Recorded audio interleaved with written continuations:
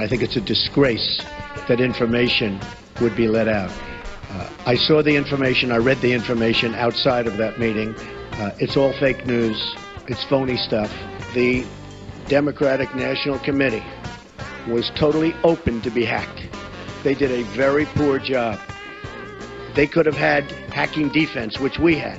And I will give Reince Priebus credit, because when Reince saw what was happening in the world and with this country, he went out and went to various firms and ordered a very, very strong hacking defense. Since you are attacking our news organization, not you. Can you give us a chance? Your organization's you are terrible. Attacking our news organization. Your organization's terrible. Can you give us terrible. a chance Let's to go. ask a question, sir? Go ahead. Sir, quiet. Quiet. Mr. President-elect. Go ahead. She's asking a question. Don't be rude. Can you give us a question? Don't be rude. Can you give us a question? Don't be rude. No, I'm not going to give you a question. I'm not going to give you a question. Can you stay categorically? You are fake news.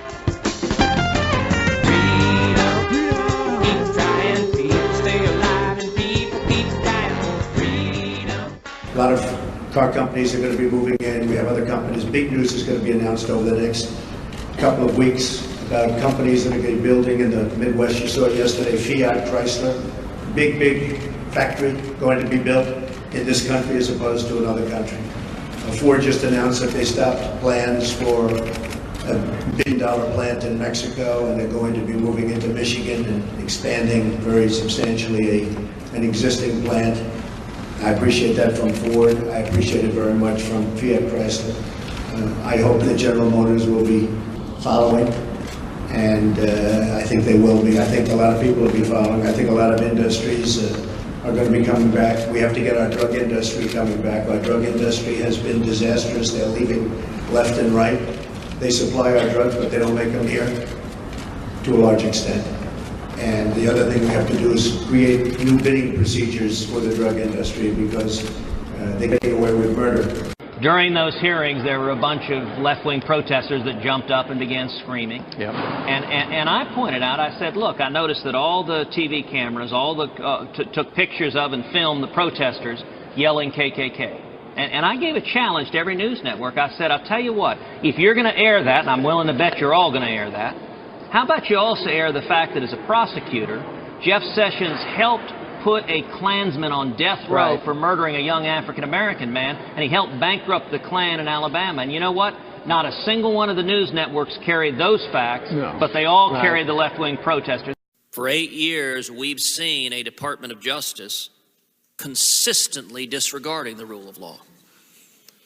When Eric Holder's Department of Justice allowed illegal gun transactions, illegally sold guns to Mexican gun traffickers as part of Fast and Furious, guns that were later used to murder Border Patrol agent Brian Terry, the Democratic members of this committee were silent. When Eric Holder was found in contempt of Congress for refusing to cooperate with Congress's investigation into Fast and Furious, once again, the Democratic members of this committee were silent.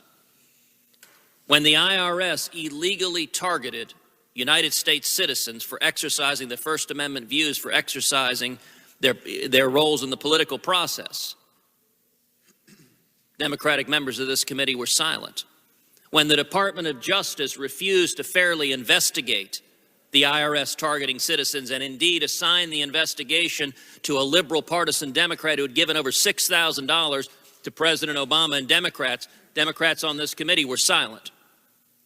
When numerous members of this committee called on the Attorney General to appoint a special prosecutor to ensure that justice was done in the IRS case, Democrats on this committee were silent. I'm sorry, so sorry, that I was such a fool. Knocking on the Oval Office window, I would say, that was probably the peak of my entire existence. I have a house in Spain that is going to be ready right after the election.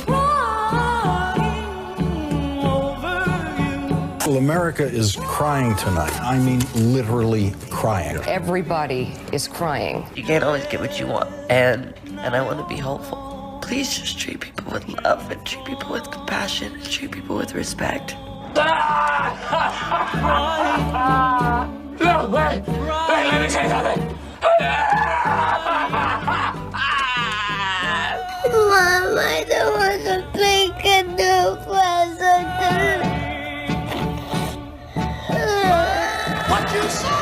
Obama, don't let the door hit you where God split you. I don't want to give him the keys back. Ready? Are you ready? Get him out of here! Get him out of here! Get the hell out of here! What you say?